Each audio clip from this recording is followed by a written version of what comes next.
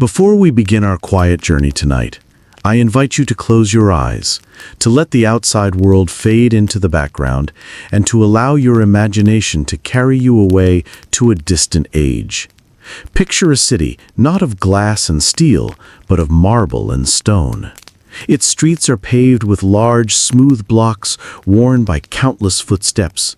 Its buildings rise with graceful columns and adorned facades, and the air is filled with the mingled scents of olive oil, warm bread, and laurel leaves. This is Rome, not as we know it today in its ruined splendor, but as it was over 2,000 years ago, in the gentle glow of twilight. The year is 27 BC, though here the years do not feel like numbers, but like slow-moving tides, each one bringing its own current of change. The sun is setting beyond the hills, its light spilling like molten gold over the Tiber River, turning its surface into a path of shimmering fire. The city is alive, but in this moment the noises are subdued.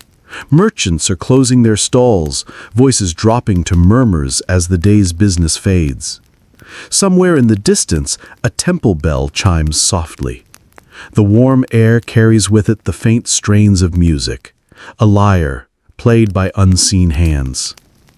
You walk slowly along the streets, past tall houses whose upper windows are draped with fabrics of deep red and ochre, past taverns where the last customers linger over watered wine, their laughter low and unhurried. The Forum is quieter now, its marble statues casting long shadows across the stone pavement. It is here, among these sacred spaces, that the currents of Rome's history flow strongest. And tonight, those currents will carry us to the life of a man who stands at the turning point of the Republic and the Empire. Gaius Octavius, known to the ages as Augustus. But let us not rush to crowns and titles.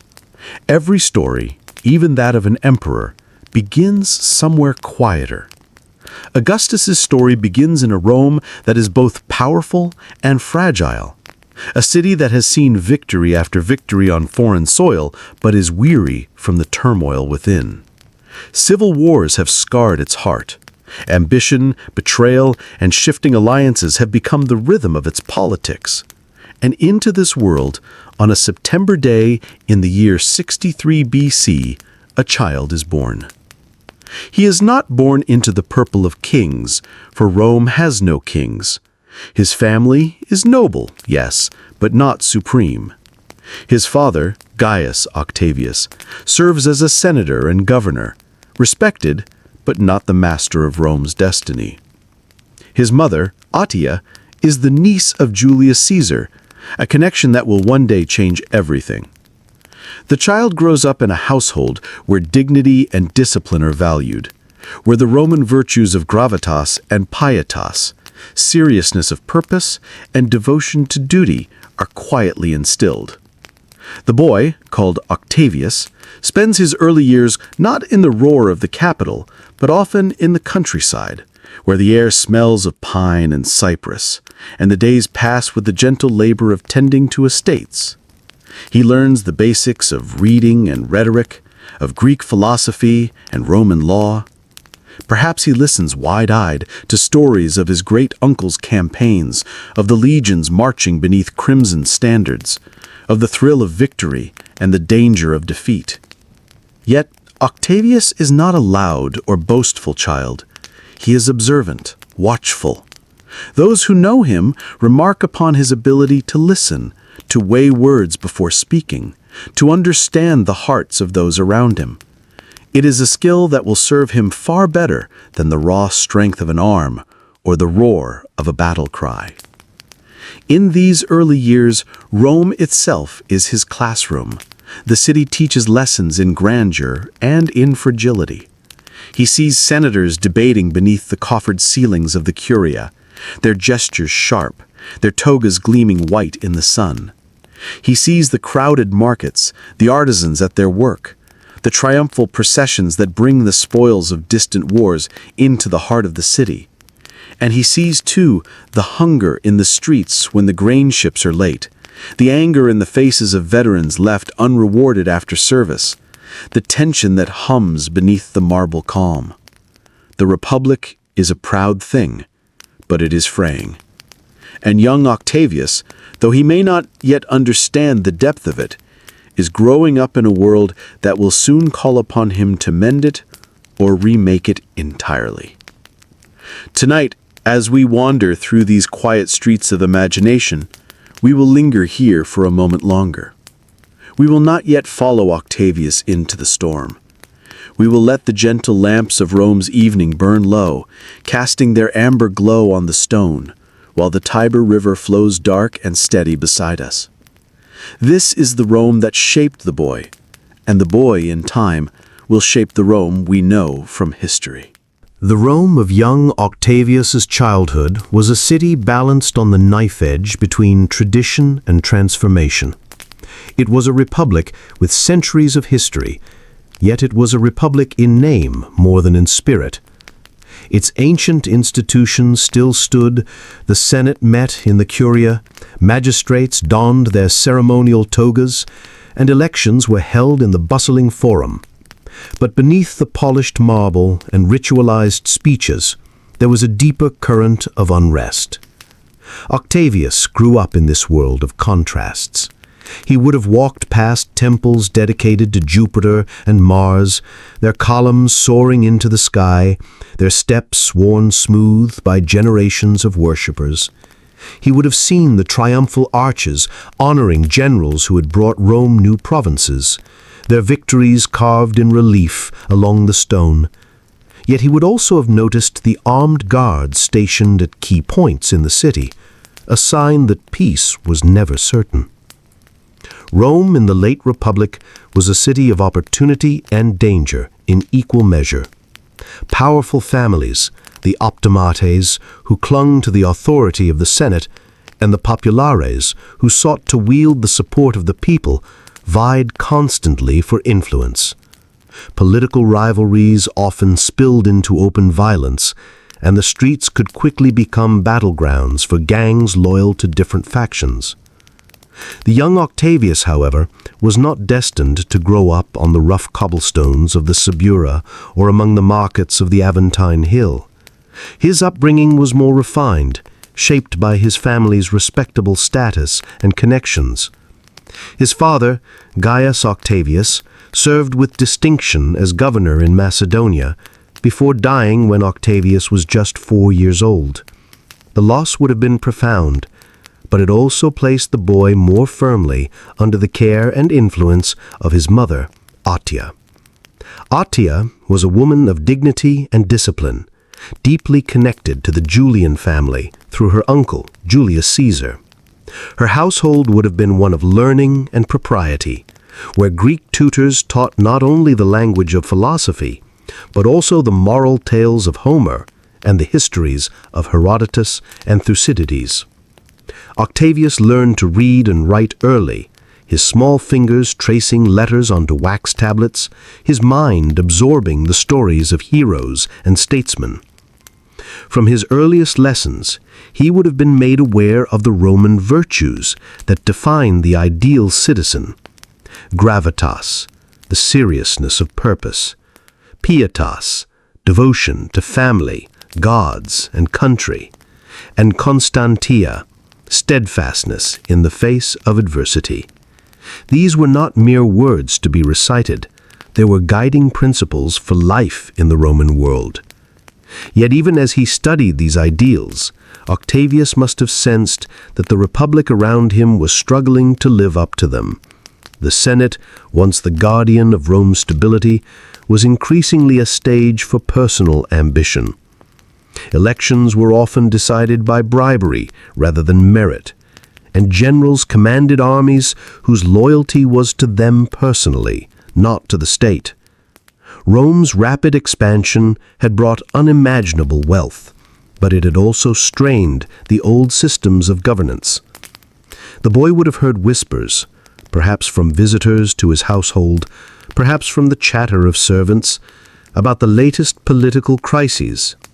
He might have heard of Clodius Pulcher, the populist tribune whose confrontations with the Senate turned the streets violent, or of Pompey the Great, whose military successes abroad made him a towering figure in Roman politics. And, of course, there was Julius Caesar, a name that carried both admiration and controversy. Octavius first met his great-uncle when Caesar returned to Rome after his campaigns in Spain. The meeting, though brief, left a strong impression. Caesar, always quick to recognize potential, saw in the boy a certain composure, an intelligence in his gaze that belied his age. In the years to come, this connection would become the foundation for Octavius's meteoric rise. Life for Octavius in these early years was a blend of privilege and preparation. He attended public games and theatrical performances, sat in the shaded stands of the Circus Maximus as chariots thundered past and gladiators clashed in the amphitheater. But these entertainments were balanced with study and discipline. His education was not only academic, it was political. He learned how to speak with precision, how to argue a point without raising his voice, how to read the subtle shifts in another's expression. The world outside his home continued to grow more unstable. As Octavius approached his teenage years, Rome was on the brink of yet another civil war.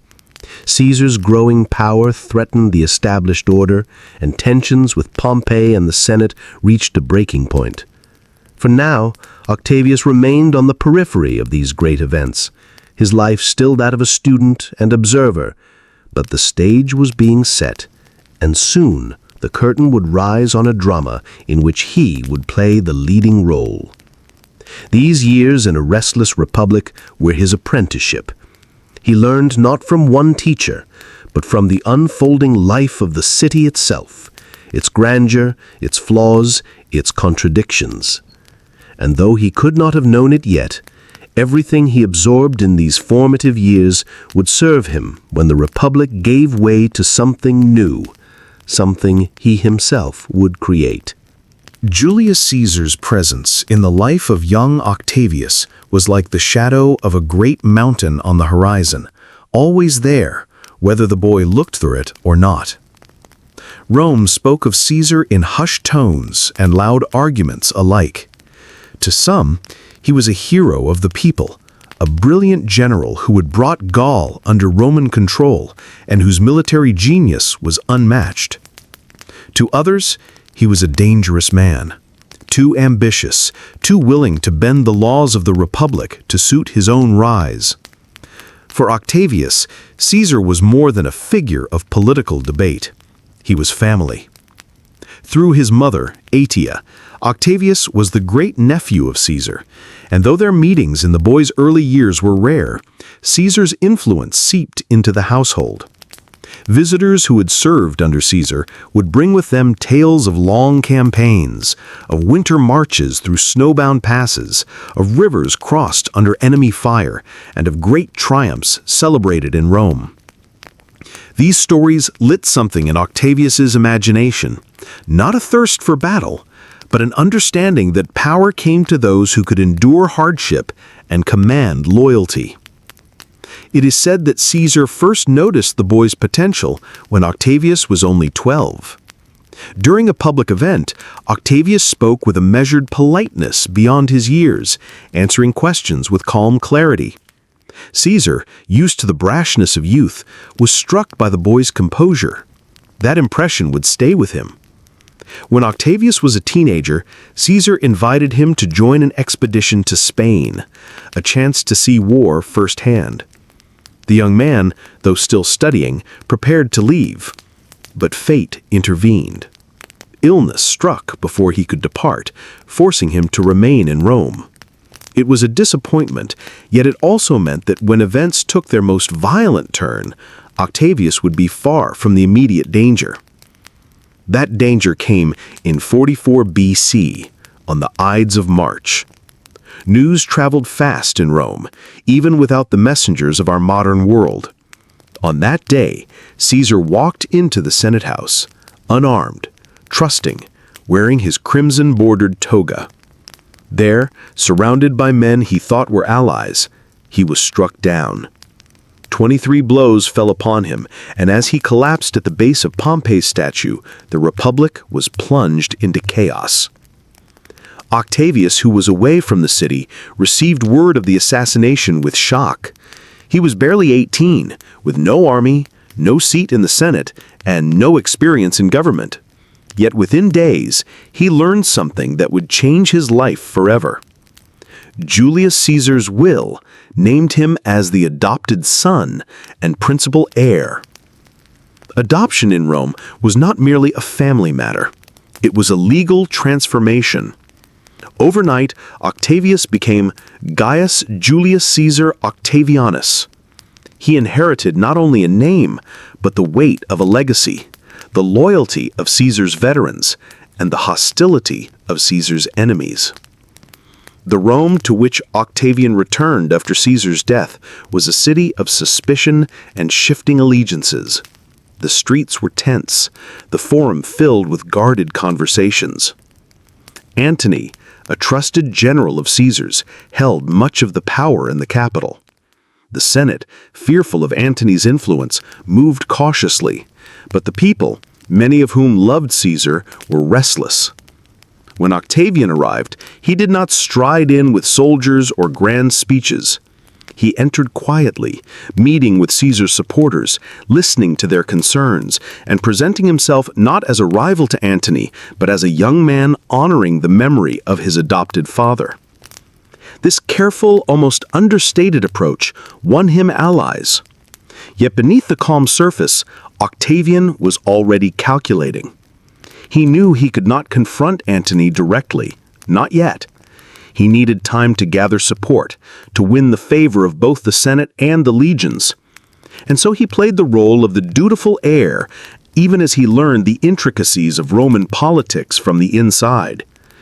In these days after Caesar's death, the city of Rome was like a great beast pacing in its cage, restless, unpredictable, and ready to turn on anyone who made a wrong move. Octavian moved carefully, as one might step across a narrow bridge in the dark. Each decision was deliberate. Each alliance was considered. The shadow of Julius Caesar still loomed over everything, over the Senate, over Antony, and most of all, over Octavian himself. The young man knew that the people would measure him against that towering figure, but he also understood something crucial. No one could truly replace Caesar. The path to power would not be in imitation, but in quiet, steady transformation. And so, as spring turned to summer in 44 BC, Octavian began the slow, deliberate climb that would, in time, lead him to become Augustus, the first emperor of Rome. But that ascent would not be without trials. Before the crown of laurel came years of intrigue, shifting alliances, and battles fought not only with swords, but with words, promises, and patience. The shadow of Julius Caesar was both a burden and a shield, and Octavian intended to use it to its fullest. When Octavian returned to Rome in the months after Caesar's death, the city was a stage, and every man in politics was an actor playing a dangerous role. Some were bold, striding across the marble floors of the Senate House with loud voices and sweeping gestures.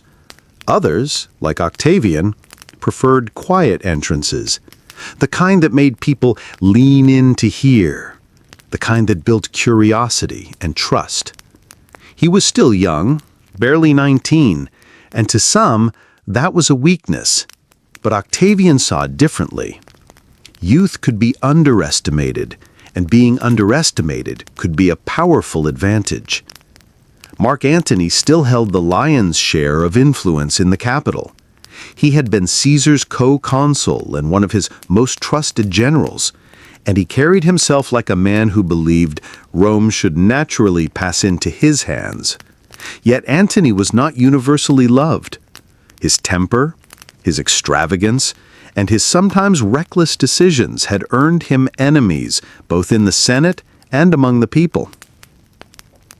Octavian moved carefully, aligning himself at first not with Antony, but with the Senate's leaders who opposed him, men like Cicero, sharp-tongued, cunning, and always ready to use a promising young ally, saw in Octavian a useful counterweight to Antony's ambitions. Cicero, in his speeches, called Octavian the young man to be praised, honored, and guarded, a statement as much political maneuver as compliment. In the beginning, Octavian had no army of his own, but he had something equally valuable, Caesar's name, and with it the loyalty of many veterans who had fought under the great general. Word spread among the legions stationed in Italy that Caesar's heir had come to claim his place. Soldiers who had bled for Caesar were willing to rally to his adopted son. Slowly, Octavian began to gather men. It was not a grand recruitment. There were no mass rallies or proclamations, but rather a steady accumulation of loyalty, built one handshake and quiet promise at a time. By the end of the year, he commanded forces that gave him real weight in the political balance of Rome. Conflict with Antony became inevitable. The Senate, sensing an opportunity, granted Octavian legal command against Antony's forces in northern Italy. For the first time, Octavian led troops in the field. It was a brief campaign, but it showed something important. The young man could command, and more importantly, he could win. But Octavian was not simply a soldier. He understood that in Rome, the most enduring victories were often won at the negotiating table, not on the battlefield. So when the tides of political necessity shifted, he surprised many by reconciling with Antony. The two men, along with a lesser figure named Lepidus, formed what history would call the Second Triumvirate, a legal three-man dictatorship meant to restore order to Rome and avenge Caesar's murder. The triumvirate's power was absolute, and it was used ruthlessly. Lists of political enemies, the proscriptions, were drawn up, and those named were executed or driven into exile. It was a dark chapter, and Octavian's calm demeanor hid a steel resolve. He did what was necessary to secure his position, even when it meant making decisions that would haunt gentler men. Together, the triumvirates turned their attention to Caesar's assassins. Brutus and Cassius, who had fled to the eastern provinces, gathered armies of their own. The confrontation came in 42 BC at the twin battles of Philippi. There, under the hot Macedonian sun, the forces of the Republic met those of the triumvirates.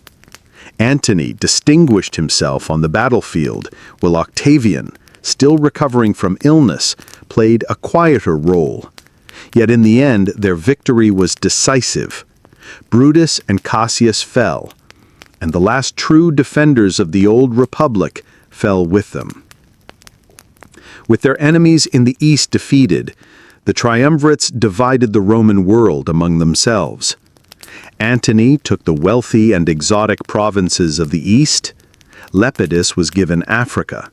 Octavian claimed the west, including Italy itself. It was a victory, but also the beginning of a new rivalry. Antony's gaze was turning toward Egypt and toward Cleopatra, the queen whose name would soon be spoken in whispers across Rome. Octavian, meanwhile, was consolidating his hold over the heartland of the empire.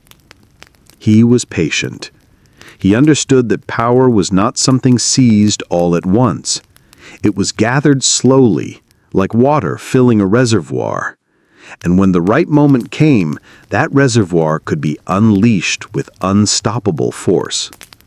For now, Rome was quiet enough to allow the young ruler to strengthen his foundations, reforming laws, rewarding loyal soldiers, and carefully shaping his public image as the rightful heir of Caesar and the protector of Rome's peace.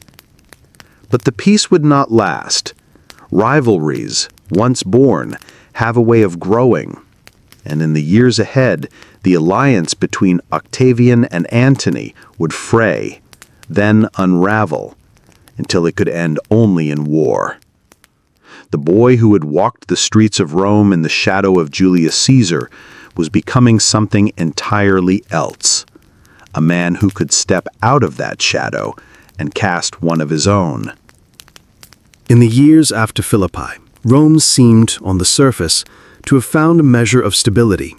The Republic was gone in all but name, its power now concentrated in the hands of three men, Octavian, Antony, and Lepidus. But beneath this facade of unity, tension was growing like a fault line beneath calm soil. The first to be removed from power was Lepidus. In 36 BC, while Octavian and Antony still maintained the appearance of alliance, Lepidus made an ill-timed attempt to seize control of Sicily.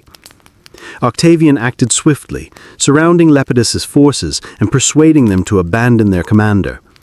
Without a fight, Lepidus was stripped of his authority and quietly sent into political exile, left with only the ceremonial title of Pontifex Maximus. That left two men, Octavian in the west, Antony in the east.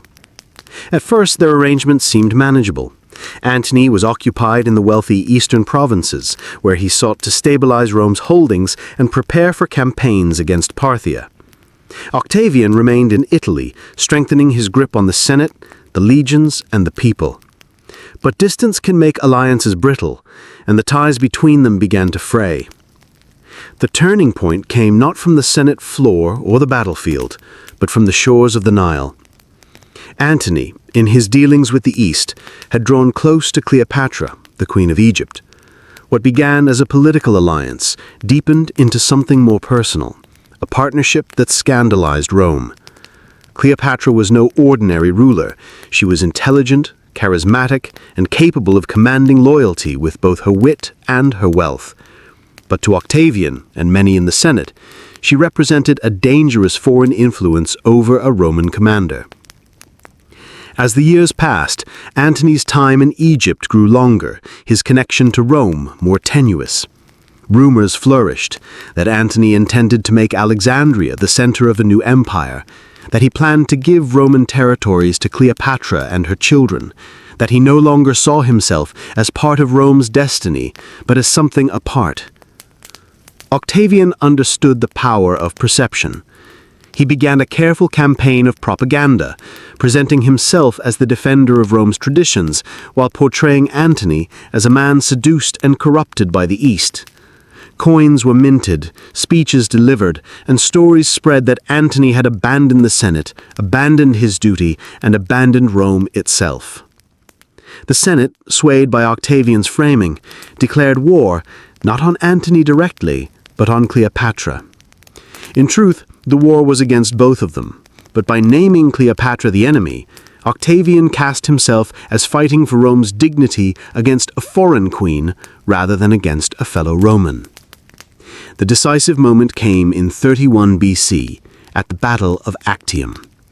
Picture the scene: the Ionian Sea, under a sun that glared down on bronze and sailcloth. Antony's fleet, supported by Cleopatra's ships, faced Octavian's forces, commanded by his trusted admiral Agrippa. The air was heavy with salt and tension, the sea dotted with the glint of oars and the snap of wind in rigging. The battle was fierce, but not chaotic. Agrippa's tactics gradually gained the upper hand, pressing Antony's forces into a position from which there was no easy escape. In the midst of the struggle, Cleopatra's flagship suddenly broke from the fighting, its sails catching the wind toward the open sea. Antony, seeing her departure, made a choice that sealed his fate. He abandoned the battle to follow her. Without their commanders, Antony's forces crumbled. Ships were captured or destroyed, men surrendered or scattered. By the day's end, Octavian held the victory, and with it, the keys to Rome's future. The final act came the following year. Pursued to Alexandria, Antony and Cleopatra found themselves surrounded. Knowing the end had come, Antony fell on his sword, dying in Cleopatra's arms. Cleopatra, unwilling to be paraded through Rome as a captive, followed him into death, the old tale saying she used the bite of an asp. With their passing, Egypt fell into Roman hands, and Octavian stood as the unchallenged master of the Roman world. No rival remained, not in the Senate, not in the provinces, not beyond the sea. Yet his triumph was not merely military. It was political, cultural, and symbolic. The man who had once entered Rome quietly, a teenager in the shadow of Julius Caesar, had now brought the Republic's last great civil war to an end. In the years that followed, Octavian would transform himself into Augustus, the first emperor of Rome, and usher in an era of peace the world would remember as the Pax Romana. But in the stillness after Actium, he must have known that such peace could never truly be without vigilance. Victory, after all, is only the beginning of rule.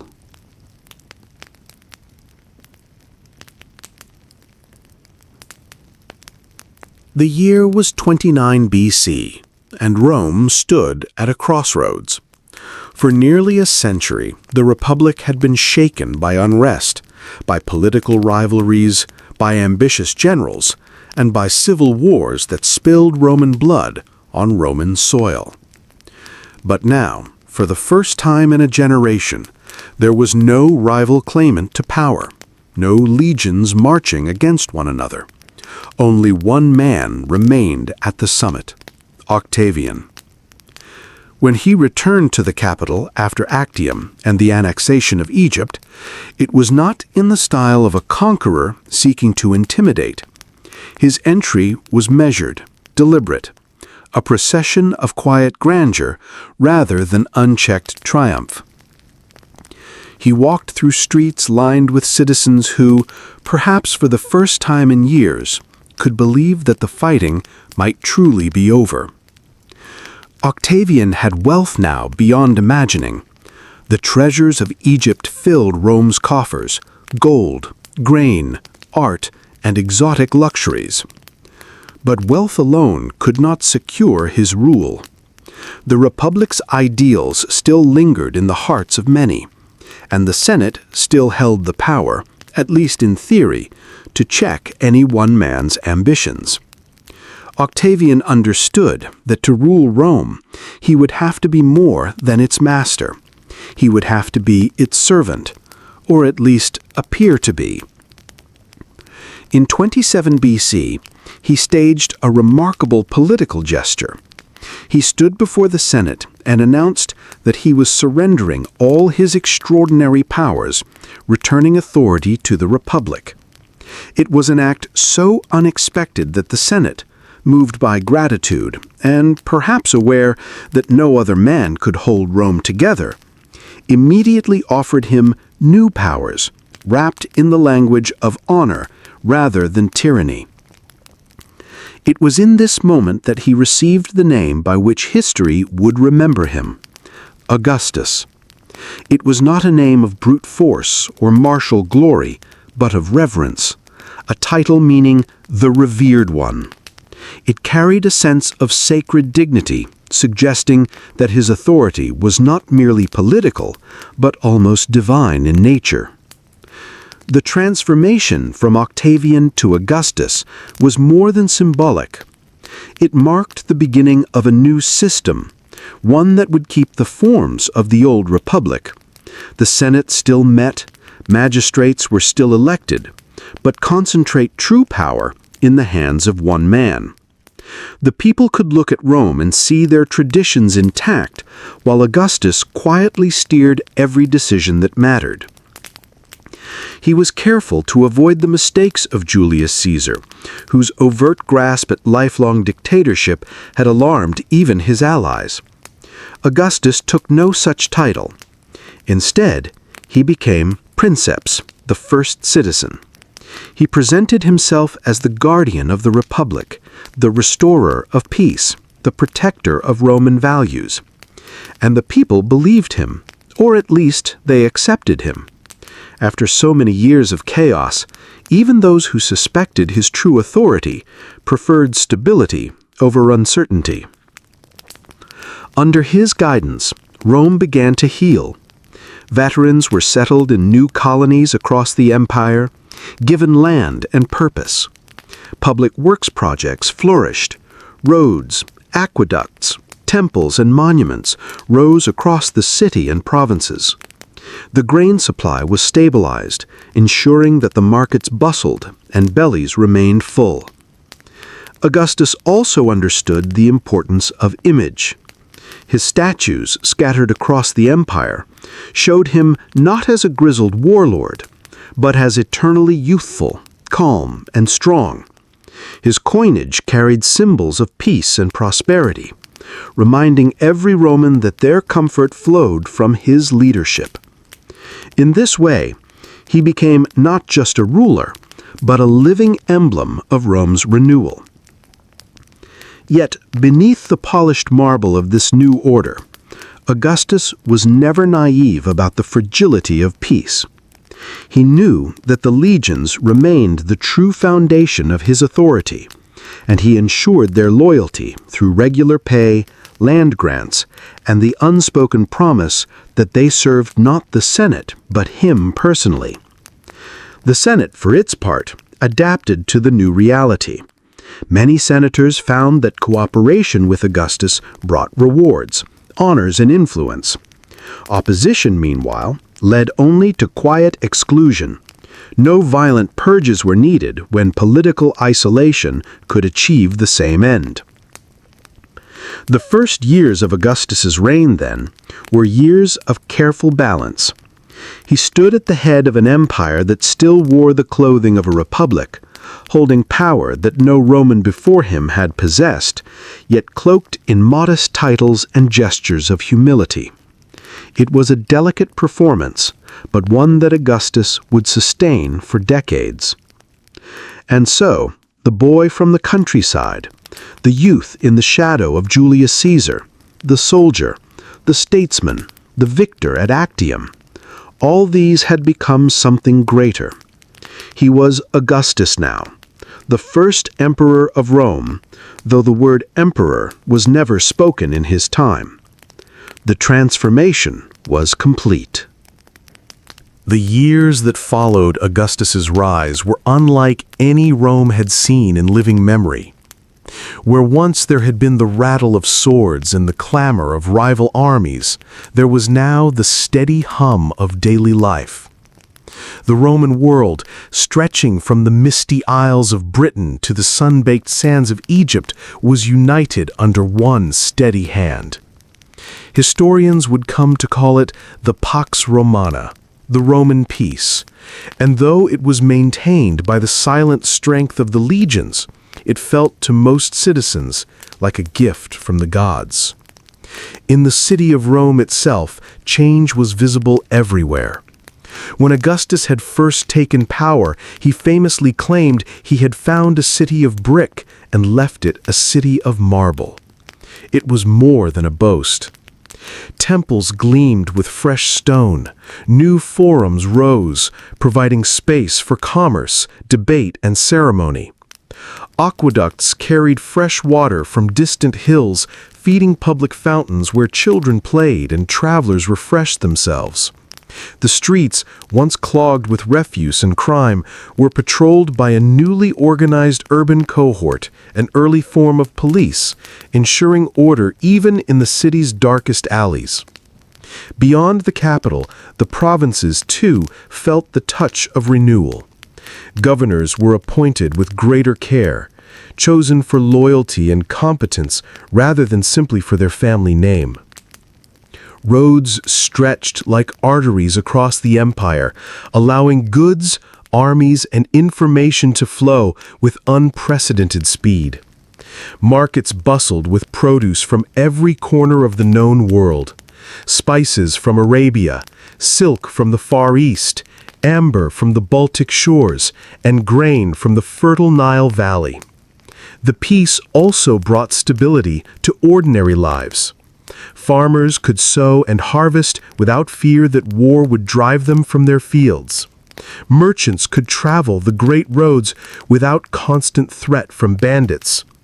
Even in remote villages, the name of Augustus was spoken with a kind of quiet gratitude, for his rule had turned uncertainty into routine, and routine into comfort.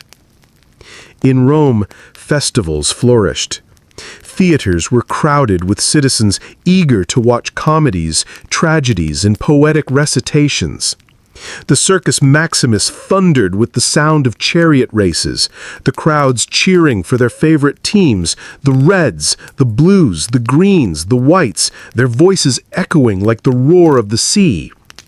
Public baths became centers of social life, where citizens discussed politics, philosophy, and gossip as easily as they soaked in warm pools. Augustus himself moved carefully through this prosperity, always mindful of his image. He did not surround himself with luxury for its own sake, preferring moderation in his personal habits. His home on the Palatine Hill, though elegant, was modest compared to the sprawling estates of some senators. This restraint made him appear all the more trustworthy, a ruler who lived not for indulgence, but for duty. He also encouraged the revival of traditional Roman morals and values.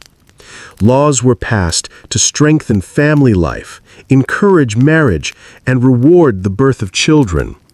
Temples were restored, religious festivals honored, and the worship of Rome's gods renewed with grandeur. In this way, Augustus tied the prosperity of his reign not only to his leadership, but to the timeless traditions of the Republic's past. Yet Augustus was no naive dreamer. He knew that peace was not the natural state of the world, and that the appearance of calm required constant watchfulness.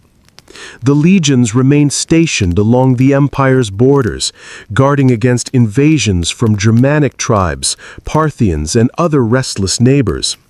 Generals continued to campaign in far-off lands, but these wars were fought far from the heartland, their distant echoes reaching Rome only as news of another victory to celebrate. For 2 decades, this balance held. The empire was at peace, yet always prepared for war. Its cities prospered, yet its soldiers trained. Its ruler was honored, yet presented himself as no more than the first among equals.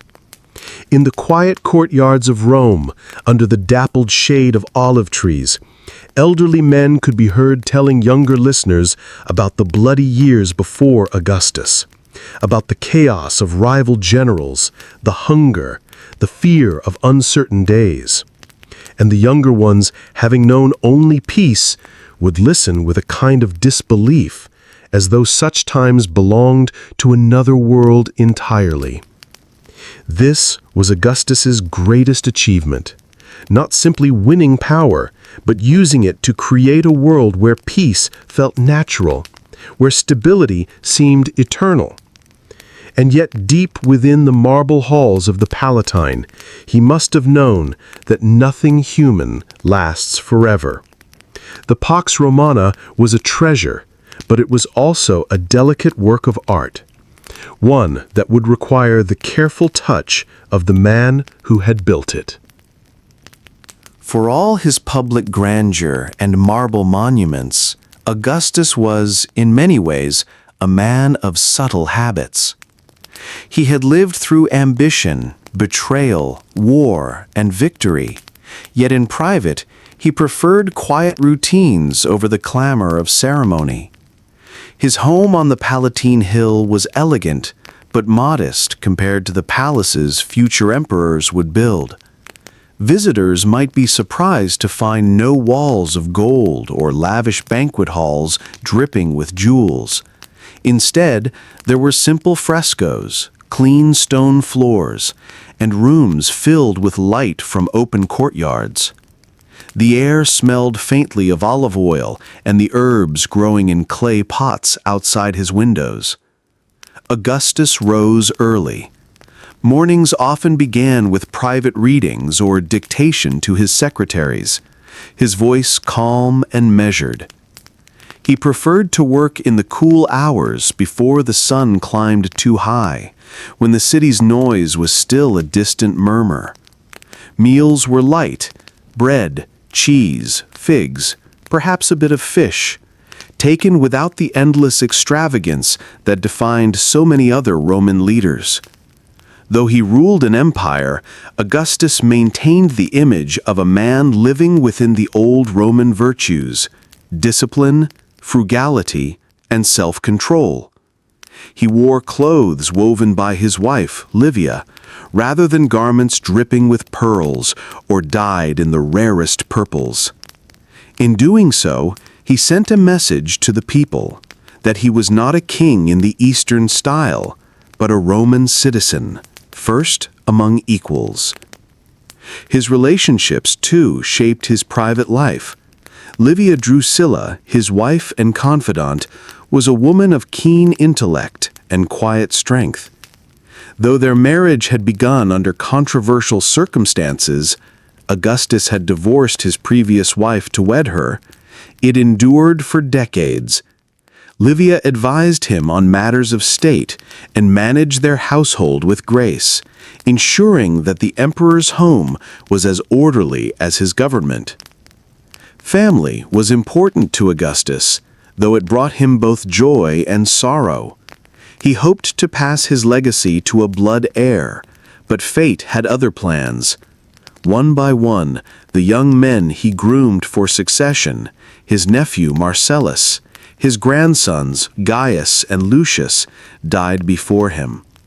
Each loss was a private grief, borne behind the calm mask of the ruler. Even in his leisure, Augustus remained thoughtful. He enjoyed long walks through gardens, tending to plants, or watching fountains spill into marble basins.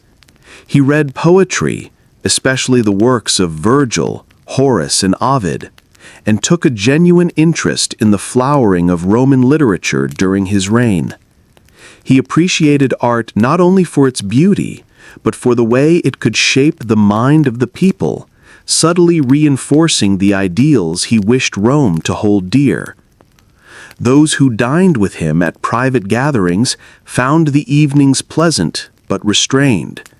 There were stories, gentle humor, and music played softly on the lyre, but none of the wild excess that had filled the banquets of men like Antony or Caligula in later years. Even in celebration, Augustus believed in moderation. And yet, for all his discipline, he was not without human warmth. Letters survive in which he speaks tenderly to friends and family, offering advice, comfort, or gentle teasing. He was known to remember the names of household servants and to thank soldiers personally for acts of loyalty. These small gestures, though quiet, built bonds that no decree or monument could match. Still, the man behind the emperor could never fully escape the role. Even in his most private moments, he carried the weight of Rome on his shoulders, a constant awareness that his actions, his words, even his silences shaped the fate of millions. Perhaps that is why he valued calm so highly. In a life lived under unending scrutiny, peace within oneself was the rarest treasure. By the time he had ruled for decades, Augustus had become something more than a political figure. To many Romans, he was the embodiment of stability itself, a living reminder that order could rise from chaos and that peace could follow the storms of war. But behind the public image, behind the statues and speeches, he was still the same man who preferred simple meals, early mornings, and the quiet company of those he trusted. By the time Augustus reached his 70s, he had ruled Rome for longer than most citizens could remember. An entire generation had been born, grown up, and grown old under his leadership. To many, the idea of Rome without Augustus was almost unthinkable. He had become as much a part of the city's life as its marble temples and bustling markets. Yet time, even for emperors, moves in only one direction. The hair that had once been bright and full was now white and fine. The face that appeared on coins still bore the features of youth, but in person, the lines of age were visible. He walked more slowly, spoke more softly, and spent more time in the quiet gardens of his villas than in the crowded forum. Still, he remained attentive to the work of ruling. He continued to meet with senators, to review reports from governors, and to hear petitions from citizens. If anything, his years had sharpened his sense of caution. He knew too well how easily one reckless decision could undo decades of careful stability. The question of succession weighed heavily on him. He had no surviving sons, and the young men he had once prepared for leadership had been lost to illness or accident. In time, his stepson Tiberius, a capable, if reluctant, commander, became the clear choice to succeed him. Augustus did not make the decision lightly. He ensured that Tiberius was given military commands, political honors, and the chance to earn the respect of both the Senate and the legions. It was not enough to name a successor. He had to make Rome accept him. In these final years, Augustus traveled less, but he did make occasional journeys to the countryside and coastal towns. He found peace in the quiet rhythm of rural life, in the sound of cicadas under the summer sun, in the smell of tilled earth after rain. Perhaps these moments reminded him of his youth, before the shadow of Julius Caesar, before the armies and politics and marble statues. Visitors to his side in these years often remarked on his composure. He spoke without haste, listened with care, and seemed always to measure his words. It was the matter of a man who had long ago learned that silence could be more powerful than speech. As the years passed, Augustus began to prepare for the inevitable. He arranged for his will to be read to the Senate and the people after his death, along with a written account of his accomplishments, the res gestae, or things done. In it, he recorded the offices he had held, the wars he had won, the buildings he had constructed, and the peace he had secured. It was not simply a list of deeds, but a careful shaping of how history would remember him. In the summer of 14 AD, while traveling to the town of Nola in Campania, Augustus fell ill. Livia was by his side, tending to him as his strength faded. According to tradition, his final words to those present were measured and almost theatrical. "If I have played my part well, clap your hands and dismiss me with applause." It was a fitting farewell for a man who had spent his life on the stage of history. When the news reached Rome, the city mourned. Citizens crowded the streets, temples filled with offerings, and senators delivered speeches honoring the man who had turned a fractured republic into a stable empire. His body was returned to the capital and laid to rest in the great mausoleum he had built decades earlier, a towering monument along the banks of the Tiber. With Augustus's passing, Tiberius assumed power. The empire he inherited was vast, wealthy, and at peace, a testament to the careful, steady hand that had guided it for more than 40 years. For the people of Rome, the death of Augustus was not simply the loss of a ruler. It was the end of an era, the closing of a chapter that had begun with a young man stepping quietly into a city torn by civil war, and ended with an empire standing united under the name Rome. And though time would march on, and emperors would rise and fall, the memory of Augustus would remain, not only in marble and bronze, but in the deep, unshakable sense that peace, once fragile, could be made to last. The name Augustus has echoed through the centuries like a steady note in the great symphony of history. To the people of his own time, he was more than a man. He was a symbol of stability, a living reminder that order could rise from chaos. To later generations, he became a benchmark against which other rulers were measured, a figure whose reign marked the dawn of Rome's imperial age. The empire he left behind stretched across 3 continents, bound together not only by legions and laws, but by roads, trade, and a shared sense of belonging to something vast and enduring. In distant provinces, from the rugged hills of Spain to the fertile plains of Egypt, men and women lived under the peace he had forged. It was not a perfect peace. No empire is free of hardship, but compared to the bloodshed that had come before, it was a gift beyond measure. Augustus's vision reached far beyond his own lifetime. The institutions he shaped, the administrative reforms he enacted, and the balance he struck between tradition and innovation allowed Rome to flourish for centuries after his death. Even emperors who followed in his footsteps often ruled in his shadow, their reigns compared to the standard he had set. Yet perhaps his greatest achievement was not in the monuments he built or the laws he passed, but in the way he understood power itself. He knew that true authority was not seized in a single moment. It was cultivated, nurtured, and wrapped in the appearance of humility. He did not declare himself king or dictator. Instead, he let the Senate and the people believe they were granting him their trust. By mastering perception, he mastered the empire. The image of Augustus endures not only in marble statues and ancient texts, but in the quiet rhythm of the story we have just traced. From a young man walking cautiously into a divided city to the first citizen of a united empire. His life reminds us that leadership, at its best, is a blend of strength and patience, vision and restraint. And so, as the centuries roll on, his name remains, carved in stone, inked on scrolls, and whispered in the timeless halls of history.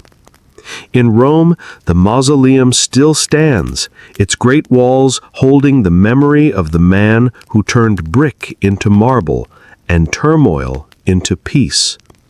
The sun still sets over the Tiber, casting golden light on the city he shaped, just as it did 2,000 years ago.